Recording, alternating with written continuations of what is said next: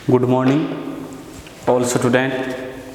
सभी का श्री श्याम एजुकेशन शिक्षण संस्थान में हार्दिक स्वागत है, अभिनंदन है। एक बार फिर हम ऑनलाइन यूट्यूब चैनल पे अपनी क्लासें प्रारंभ करेंगे, पढ़ेंगे। तो हमने लास्ट जहाँ से छोड़ा था वहीं से प्रारंभ करते हैं। और कोरोना काल के कारण आपको भी पता है, हमें भी पता है कि किस प्रकार से अब की बार सरकार द्वारा स्माइल्स क्लासों को महत्व दिया गया। तो अपना सब्जेक्ट जो रहेगा, अपना जो मुख्य जो है जिसके बारे में हम अध्ययन करेंगे वह रहेगा पॉलिटिकल साइंस का अध्ययन करेंगे। उसके बारे में जानेंगे कि पॉलिटिकल साइंस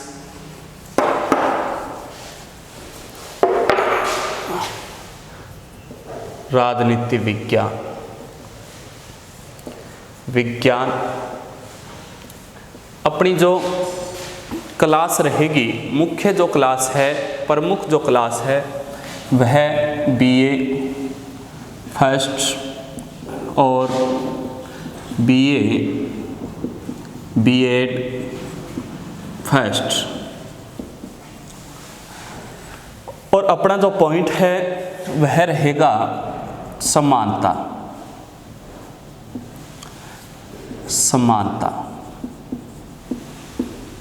तो आज हम समानता के बारे में अध्ययन करेंगे। समानता कहते किसे हैं, समानता हमें क्यों चाहिए, किन कारणों की वजह से हमें समानता चाहिए, उसका अध्ययन करेंगे। तो सबसे पहले जो ये जो शब्द है समानता, तो समानता का हम अभिप्राय यही मानते हैं, वर्तमान में हमारा दौर भी यही है। हम ये चाहते हैं कि प्रकृति द्वारा जो हमें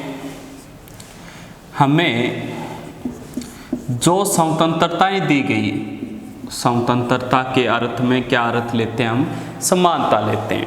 कहने का मतलब जो हमें स्वतंत्रताएं दी गई है या स्वतंत्रताओं के बारे में हमें बताया गया है वही हम क्या मानते हैं, समानता मानते हैं। जैसे आर्थिक है, सामाजिक है। आर्थिक स्वतंत्रता, सामाजिक स्वतंत्रता की आर्थिक और सामाजिक रूप से जो स्वतंत्रता मिली है वही समानता होती है। लेकिन वास्तविक अर्थ ये नहीं होता है इसका। वास्तविक शब्दों में देखें समानता क्या होती है, तो वास्तविक अर्थों में समानता है कि समानता की बात करें तो कुछ इसमें असमानताएं भी होती है। हम कैसे कह सकते हैं कि हम मानते हैं कि सभी समान होते हैं, समानता का अर्थ मानते हैं कि सभी समान होते हैं, ऐसा नहीं है। जैसे प्रकृति द्वारा हमें जो समानताएं प्रदान की गई है या स्वतंत्रताएं प्रदान की गई है वही क्या कहलाती है, समानता कहलाती है। कि प्रकृति द्वारा हमें जो स्वतंत्रताएं प्रदान की गई है वही स्वतंत्रताएं क्या कहलाती है, समानता कहलाती है। उसे ही हम समानता कहते हैं। जैसे बात करें कि जैसे कौन कौन सी प्रकृति द्वारा काम पाने की, जैसे उदाहरण के तौर पे देखें हम काम पाने की, तो काम पाने की जो स्वतंत्रता है, काम प्राप्त करने की जो स्वतंत्रता है, इस काम पाने में महिला और पुरुष क्या रहते हैं, महिला भी काम को प्राप्त कर सकती है और पुरुष भी काम को प्राप्त कर सकता है। कि कोई भी रोजगार को देख सकता है, रोजगार को प्राप्त कर सकता है। तो यही रोजगार है, वो महिला और पुरुष के मध्य जो समानता है वही क्या कहलाती है, समानता कहलाती है। तो प्रकृति द्वारा हमें जो स्वतंत्रताएं मिली है, हमें जो आज़ादी मिली है वही समानता कहलाती है। इसके अलावा प्रकृति द्वारा कुछ असमानताएं भी मिली है, प्रकृति द्वारा कुछ असमानताएं भी होती है।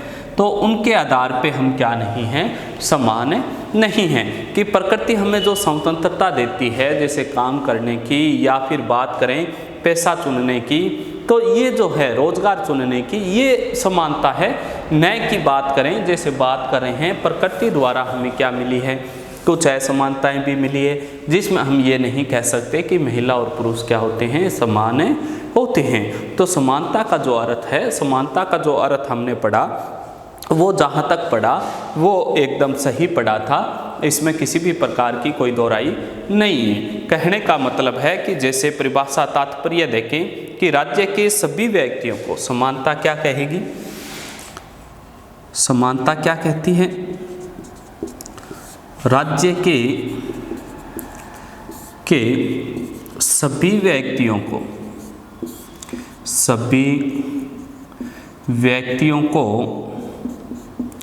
विकास के समान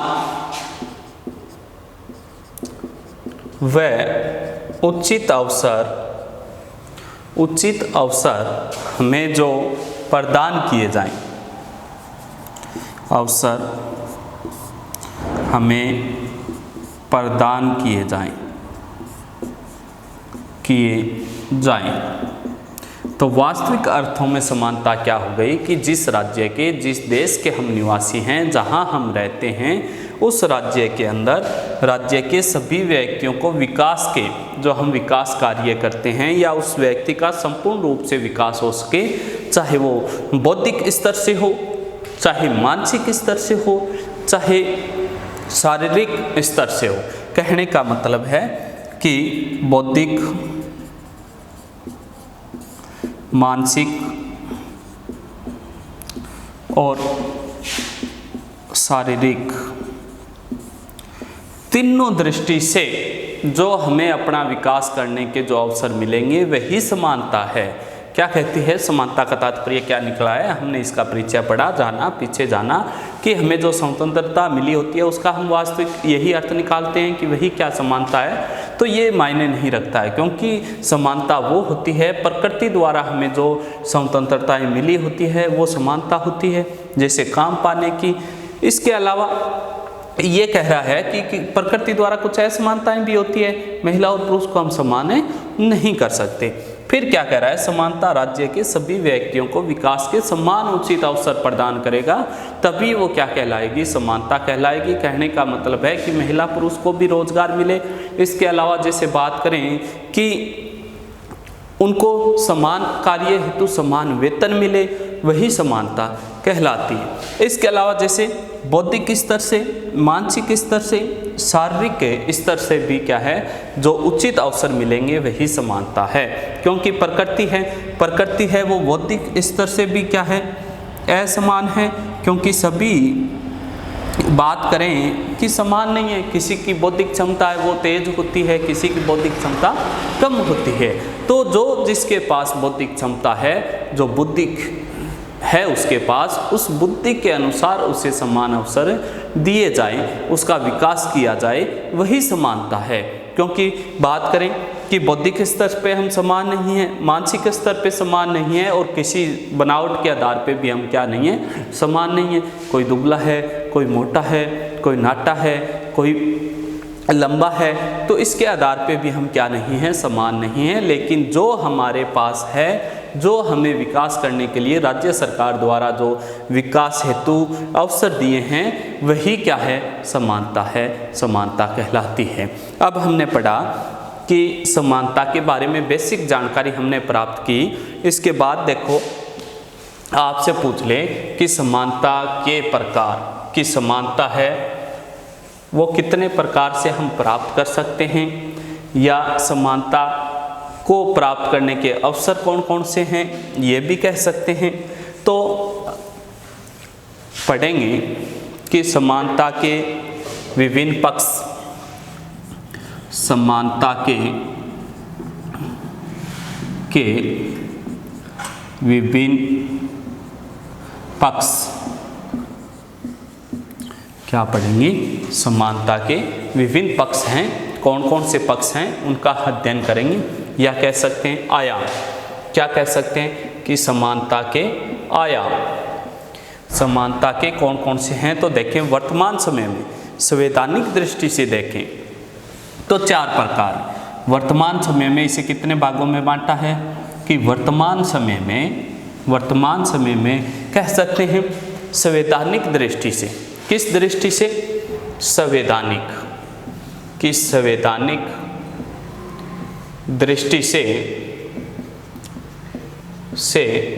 4 प्रकार हैं या 4 पक्ष हैं कि समानता है वो वर्तमान में संवैधानिक दृष्टि से 4 प्रकार बताए हैं, 4 पक्ष से बताए हैं। अब पूछ ले कि चारों पक्ष कौन कौन से हैं। तो पहला जो पक्ष है वह है कानूनी समानता। पहला जो है अपना वह है कानूनी समानता।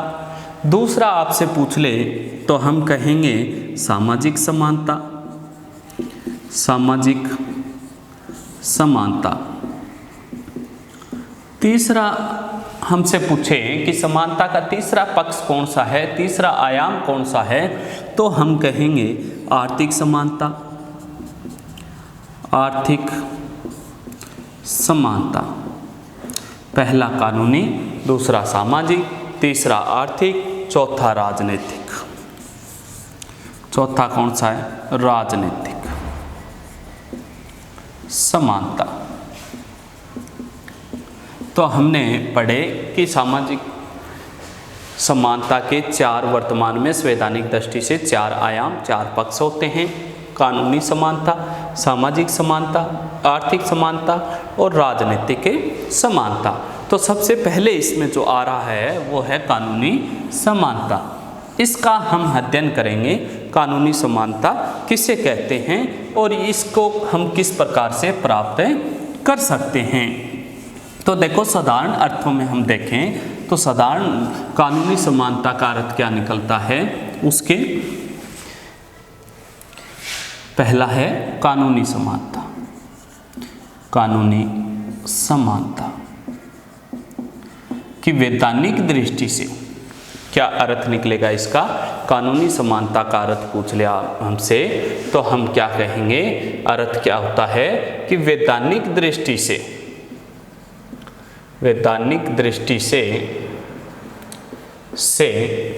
विकास के समुचित अवसर प्रदान करना।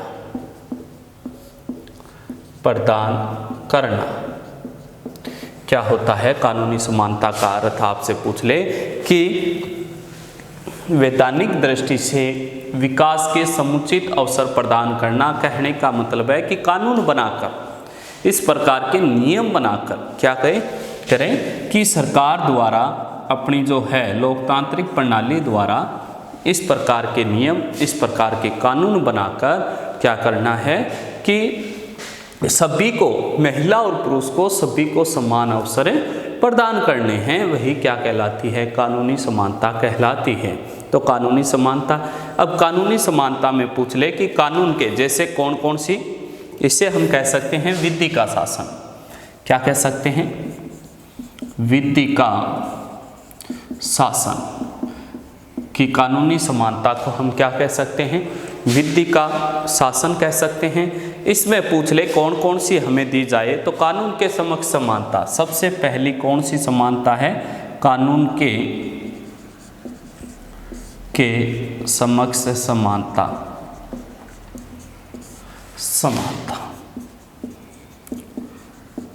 पहली जो है हमें प्रदान की गई है वो ये कह रही है कि अपने देश का जो कानून बना है, कानून का मतलब है कि नियम, अपने देश के जो नियम बने हैं, नियमों के माध्यम से सभी को क्या दी जाए?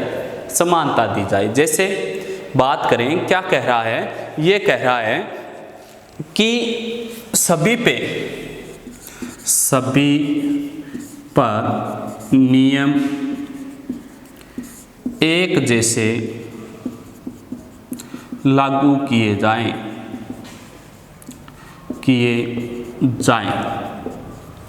कहने का मतलब है कि किसी भी जितने भी हैं सभी पर नियम एक जैसे लागू होंगे, वही क्या कहलाती है, कानून के समक्ष समानता। जैसे किसी के साथ भी धर्म, जाति, वर्ण, लिंग, जन्म स्थान के आधार पर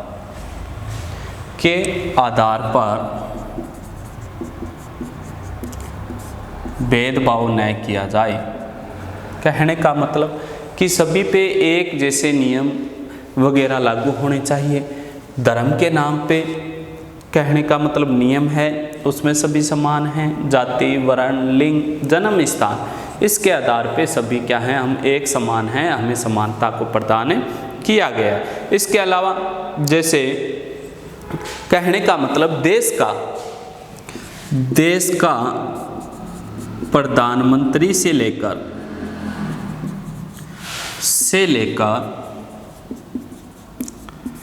एक सिपाही तक एक जैसे नियम हों, कि देश के प्रधानमंत्री को लेकर सिपाही तक सभी को एक कानून के समक्ष समान समझा जाए, कि वही आपको समानता मिलेगी, वही अन्य जो देश का सिपाही है उसे ही समानता मिलेगी, चाहे वो आम नागरिक हो, चाहे देश का प्रमुख लीडर हो। कहने की बात ये हो गई कि देश में जितने भी नियम वगैरह बनते हैं वो सभी पे एक जैसे होने चाहिए। धर्म, जाति, लिंग, वर्ण, जन्म स्थान के आधार पर किसी के साथ भेदभाव नहीं करना चाहिए। ये अपना संविधान भी कहता है अनुच्छेद 15 के माध्यम से, कि हम किसी के साथ कानूनी दृष्टि से भेदभाव नहीं कर सकते। धर्म, जाति, वर्ण, लिंग, जन्म स्थान के आधार पे हम किसी के साथ भेदभाव नहीं कर सकते। दूसरा कह रहा है कि ये साथ में कह रहा है कि चाहे देश का लीडर ही क्यों ना हो, देश का प्रधानमंत्री क्यों ना हो, उनसे लेकर नीचे का जो है अंतिम सिपाही देश का होता है, वहाँ तक क्या मिली है, कानून के नज़रिए में सभी को समानता मिली है, समान अवसर मिले हैं। अब इसका दूसरा जो पॉइंट है वो देखेंगे कि दूसरा पॉइंट क्या है, कानूनी समानता का क्या कह रहा है, उसके बारे में हम जानेंगे। तो 2 नंबर देखो कि अपना जो 2 नंबर जो पॉइंट है वो क्या कह रहा है, कानून का समान संरक्षण। कानून का समान संरक्षण कहने का मतलब है कि अपना जो कानून बना है उस कानून में सभी समान हैं और सभी उस कानून का उसी प्रकार से आज्ञा का पालन करेंगे, चाहे जो वो नीचे दर्जे का आम नागरिक हो, चाहे उच्च दर्जे का आम नागरिक हो, उसी प्रकार से। जैसे अपना संविधान है, संविधान कहता है अनुच्छेद 14 की क्या बात कहता है, कहता है कि कानून के समक्ष संरक्षण या समानता। क्या कह रहा है, अनुच्छेद 14 हमें कहता है कि किसी भी क्षेत्र में हो, अनुच्छेद 14 कि भारत के किसी भी क्षेत्र में व्यक्ति को कानून से वंचित नहीं किया जाएगा, वंचित नहीं किया जाएगा। क्या हो गया, मतलब क्या निकला है, अनुच्छेद क्या कह रहा है 14 कि कानून के समक्ष संरक्षण, भारत का 32.08 लाख वर्ग किलोमीटर क्षेत्रफल में भारत फैला है। इस 32.08 लाख वर्ग किलोमीटर क्षेत्रफल में भारत के किसी भी क्षेत्र में कोई भी आम नागरिक रहता हो, उसे कानून के नज़रिए में समान माना जाएगा, उसे किसी भी प्रकार से कानूनी दृष्टि से वंचित नहीं किया जाएगा, उसे सब सुविधाएं मिलेगी सभी क्षेत्रों में जो अन्य क्षेत्रों में मिलती है। कहने का मतलब ये हो गया कि वही कानून किसी भी क्षेत्र, किसी भी हिस्से में क्यों ना हो, सभी पे एक समान से लागू होगा और एक समान से ही उस कानून की रक्षा की जाएगी।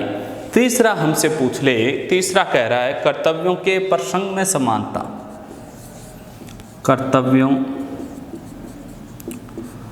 के प्रसंग में समानता। तो तीसरा जो अपना है समानता से संबंधित, कानूनी समानता से संबंधित, वो कह रहा है, पॉइंट है कि कर्तव्यों के प्रसंग में समानता। अब देखो कि सभी के ये कर्तव्य हैं कि कर्तव्य की दृष्टि से हम सभी समान हैं।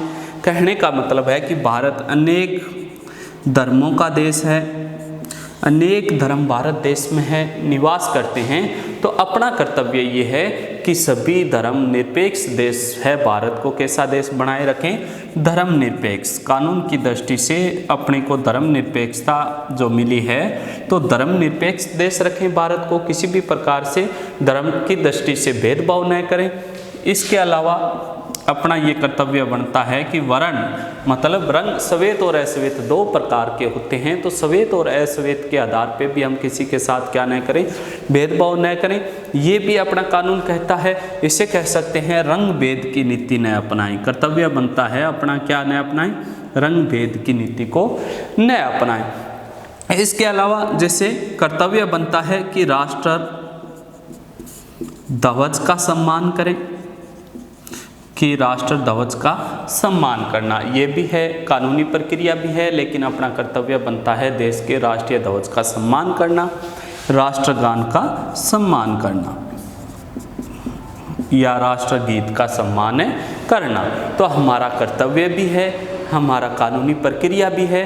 तो इस प्रकार से हम क्या हैं, कानून के समक्ष सभी समान हैं। धर्मनिरपेक्ष कोई भी धर्म को अपना सकता है, ये कर्तव्य है। उस रंग दो होते हैं, राष्ट्र ध्वज, राष्ट्रगान, राष्ट्रगीत, सभी का क्या करेगा, व्यक्ति है कर्तव्य का पालन करेगा, सभी उसका आदर करेंगे, सम्मान करेंगे। इसके अलावा 4 नंबर करों के निर्धारण में समानता।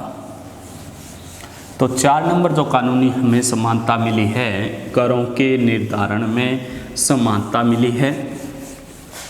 तो करों के निर्धारण में समानता क्या है, करों के निर्धारण में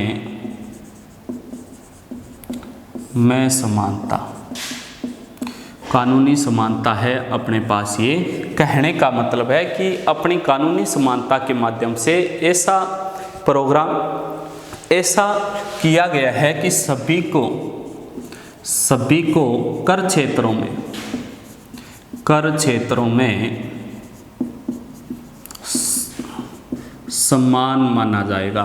जैसे कहने का मतलब है करों का निर्धारण किस प्रकार से कि भारत देश में ये कानून बना है, आय की दृष्टि से कर का निर्धारण किया जाता है। किसकी दृष्टि से, आय की। अगर आय की दृष्टि से कर का निर्धारण न किया जाए, टैक्स का निर्धारण न किया जाए, तो गरीब व्यक्ति है वो और गरीब हो जाएगा, अमीर व्यक्ति है वो और ज़्यादा अमीर हो जाएगा। क्योंकि गरीब व्यक्ति के पास वैसे भी पहले खाने को कुछ नहीं है, वो तो वैसे ही गरीब है। और इसी को दृष्टि में रखते हुए अमीर और गरीब की जो अंतर है उसको दूर करने के लिए, इसको ध्यान में रखते हुए भारतीय सरकार ने राज्य के या करों के निर्धारण में समानता को अपनाया। और समानता का आधार क्या अपनाया, आय की दृष्टि को अपनाया है कि जिस व्यक्ति की आय ज़्यादा होगी उसको उस आय की दृष्टि से निर्धारित कर दिया कि आपकी आय 5 लाख है तो आपका कर लगेगा, टैक्स लगेगा। किसी भी व्यक्ति के साथ 5 लाख आय है तो टैक्स है वो प्रारंभ कर दिया। तो ये आय की दृष्टि को निर्धारण मानकर आय जिसकी जितनी होगी उसके आधार पे क्या किया गया है, करों का निर्धारण किया गया। इसके बाद 5 नंबर पूछ ले आपसे कि विवेक संगत आधार पर भेदभाव मान्य। विवेक संगत आधार पर भेदभाव। अब देखो ये बहुत इम्पोर्टेंट चीज़ है, देखने लायक चीज़ है, समझने लायक है कि अगर हम किसी भी इंसान विवेक संगत का है बुद्धि के आधार पे, ये कहता है कि बुद्धि के आधार पे हम किसी भी प्रकार की क्या कर सकते हैं, भी प्रकार की सर्विस को प्राप्त कर सकते हैं। हम पढ़कर किसी भी जॉब को प्राप्त कर सकते हैं। तो विवेक संगत का क्या अर्थ हो गया कि बुद्धि के आधार पे हम किसी भी इंसान के साथ क्या कर सकते हैं, भेदभाव कर सकते हैं। जैसे कि कोई व्यक्ति है, सर्विस बुद्धि के आधार तेज तरार है, तो बुद्धि के आधार पे, विवेक संगत के आधार पे उसने बड़ी पोस्ट को प्राप्त कर लिया, तो उसकी आय क्या हो गई, ज़्यादा हो गई। किसी की बुद्धि के आधार पे उसने राजस्थान पुलिस को ज्वाइन कर लिया, तो उसकी आय क्या हो गई, कम हो गई। जैसे बात करें, जैसे RAS कोई अधिकारी है, उसकी आय क्या होगी, ज़्यादा होगी। कोई सीधा ही जैसे राजस्थान पुलिस में है, तो इसकी आय क्या हो गई, कम हो गई। किस कारण, विवेक संगत। कहने का मतलब है कि संपूर्ण जो सुविधाएं हैं वो बुद्धि विवेक के आधार पे दी जाएगी। जैसे क्या कह रहा है कि ये कह रहा है सब लोगों पे एक समान से लागू होगा, ये तो कि आप कोई भी जॉब कर रहे हो वही जॉब है, वो आपको उस जॉब के अनुसार है समान समझा जाएगा, उस जॉब के अलावा समान नहीं समझा जाएगा। तो हमने पढ़े कानूनी समानता, पढ़ी कानूनी समानता के 5 प्रकार पढ़े। हमने पहला पढ़ा कानून के समक्ष समानता, दूसरा हमने पढ़ा कानून के समक्ष संरक्षण, तीसरा हमने पढ़ा करों का निर्धारण, 4 नंबर हमने क्या पढ़ा, विवेक संगत आधार पे भेदभाव, और 5 हमने पढ़ा कर्तव्यों के प्रसंग में समानता। तो लास्ट हमने जो पढ़ा विवेक संगत, कहने का मतलब बुद्धि के आधार पे जो हमें जो जॉब प्राप्त होगी, जो उसके आधार पे अपनी आय भी अलग अलग होगी, तो उस आय के आधार पे हमें जो सुविधाएं दी जाएगी या अपनी जॉब के अनुसार हमें जो सुविधाएं दी जाएगी उसके आधार पे भेदभाव किया जा सकता है, अन्यथा कोई भेदभाव नहीं किया जा सकता। तो हमने यहाँ तक पढ़ा। नेक्स्ट जो क्लास है वो हम नेक्स्ट वीडियो में बनाएंगे।